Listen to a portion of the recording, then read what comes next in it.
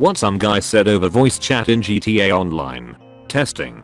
Testing 123. Is this working? Okay it is. Anyways. I just wanted to say, shut the fuck up. Your voice sounds like a rat being yeeted onto the ground, being smashed with a sledgehammer then having its screeches amplified with a fucking megaphone. Like seriously your throat seems to have so much shit in it that your toilet is jealous. Please put tape over your mouth and wait patiently for the methyl acrylate to fuck up your masseter muscle so I have a slight chance of never hearing you speak over mic again. Asterisk mouth drops asterisk Asian gamer girl likes anime. Okay guys. First day of college. My balls moist with excitement. I'm sitting alone in gender studies whenever I see her, the unicorn of my dreams. A big titty Asian goth gamer girl with her headphones welded to her ears. Knowing that this was my only chance, I had to reel her in. I unbuttoned the top 2 buttons of the Pickle Rick costume I was wearing, and then got a running start before swan diving onto her table, sliding across it, until I stopped perfectly in front of her. I burped. Like anime? I asked her, my hands quaking with excitement. It took her a second before responding. Yes, she said. Mouth drops a wooga. Seizure overwhelms my whole body, vomits all over myself asterisk BREAKDANCES on the table, getting liquids everywhere. It sounds like you're the girl for me. Are you free this Saturday? I told her in my masculine chat dialect. She stood up from the table, standing over me in all of her anime glory. For a moment, she hesitated to respond, but then I happened. She threw up all over me and the table, bathing me in her pristine gamer girl vomit. She then ran away at max speed, and I followed her in a smooth sliver across the floor. I have been diagnosed with whipnini. Yesterday I was watching porn with my dog when I started doing the whipnini uncontrollably. After the seizure feeling was gone I quickly left to the doctors without even pausing the porn. He diagnosed me with whipnini. I ended up whipnining home to find out the bastard dog was jerking his small dog pee-pee without me. I beat him and did the whipnini on his corpse. I'm now in prison for the disappearance of a child in 2017. Dick in dick.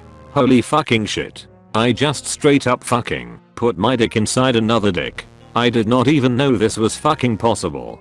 Backstory. I had just came home and my friend and his parents asked if I wanna come over. I was tired, but I knew that his mom's pussycat was wet and that it needed fucking.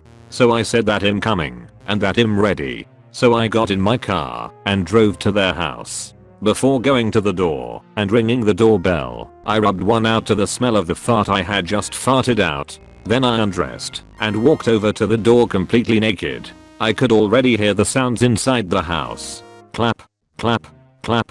The sounds of her ass cheeks clapping almost makes me come, but I hold it in by clenching my ass. The fucking pain. Anyway, I ring the doorbell and the first thing I see when they open it is my friend's dad's huge fucking pee-pee. Like I'm not even joking. That shit was bigger than a fucking watermelon.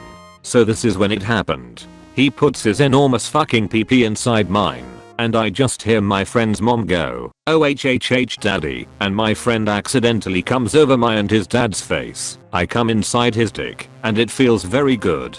Today, me and my friend's family laugh about the encounter, and when someone farts, I quickly put my dick and come over the dinner table. I hope you found my story inspirational. Christian parents be warned. Warning. There is cursing in ASDF movies 1, 2, 4, 7, 11, and 12. Here are the timestamps. ASDF movie 10482052, HHLL. ASDF movie 20382042, HOMOS-XUAL, 128-131, G, at, Y. ASDF movie 4058-102, H% lines. ASDF movie 7022-2030, Dashi. ASDF movie 110032-012, promotes witchcraft, 139-143, BHTT. ASDF movie 120322-041, G%N. Protect yourself fellow children of God.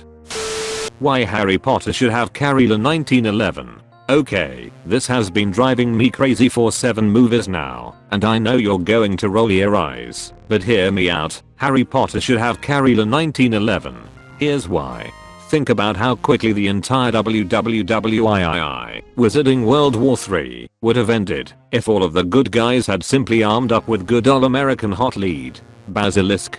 Let's see how tough it is when you shoot it with a .470 Nitro Express. Worried about its Medusa gaze? Wear night vision goggles. The image is light amplified and retransmitted to your eyes. You aren't looking at it, you're looking at a picture of it. Imagine how epic the first movie would be if Harry had put a breaching charge on the bathroom wall, flashbanged the hole, and then went in wearing NVGs and a Kevlar weave stab vest, carrying a Sparse 12. And have you noticed that only Europe seems to have a problem with Death Eaters? Maybe it's because Americans have spent the last 200 years shooting deer, playing GTA, Vice City, and keeping an eye out for black helicopters over their compounds. Meanwhile, Brits have been cutting their steaks with spoons. Remember, gun control means that Voldemort wins. God made wizards and God made muggles, but Samuel Colt made them equal. Now I know what you're going to say, but a wizard could just disarm someone with a gun.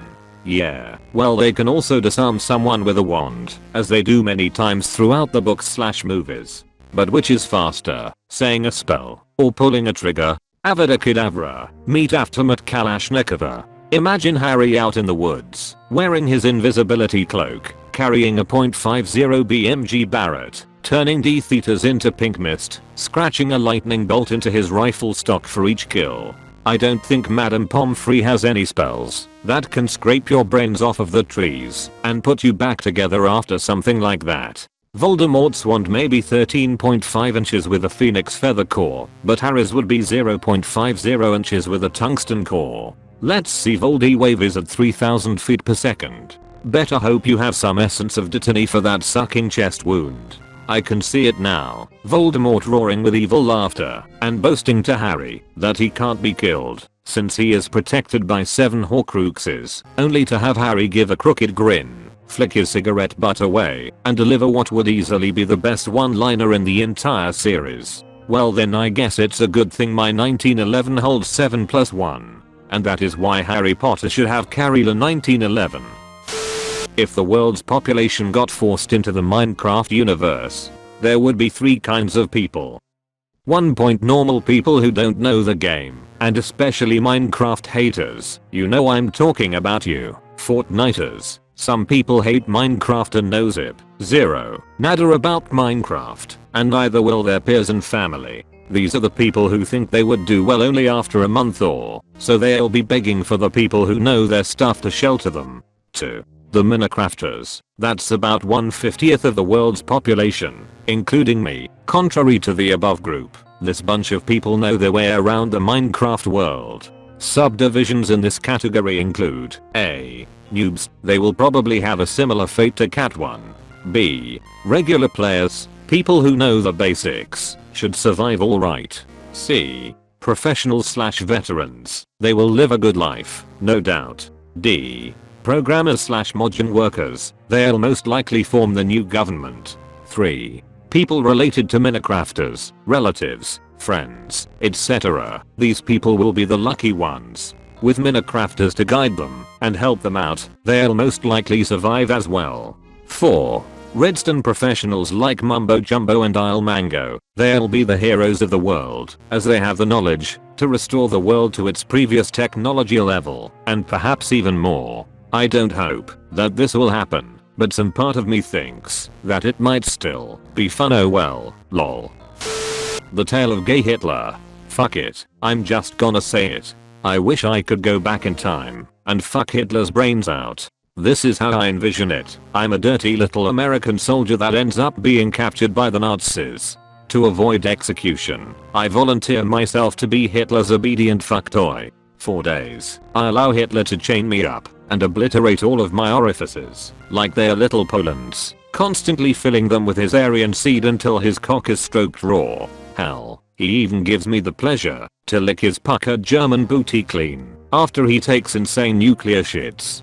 Due to me not getting bathroom access, I constantly shit and piss myself, but Hitler is generous enough to be my personal cleanup, licking it all up and staining his beautiful mustache. After building up trust and showing my obedience, he unchains me and allows me to fuck his brains out, cursing in pleasure as he yells out, "Yeah, shove it right up my ass." I'm generous enough to give him a reach around, cranking his throbbing war machine.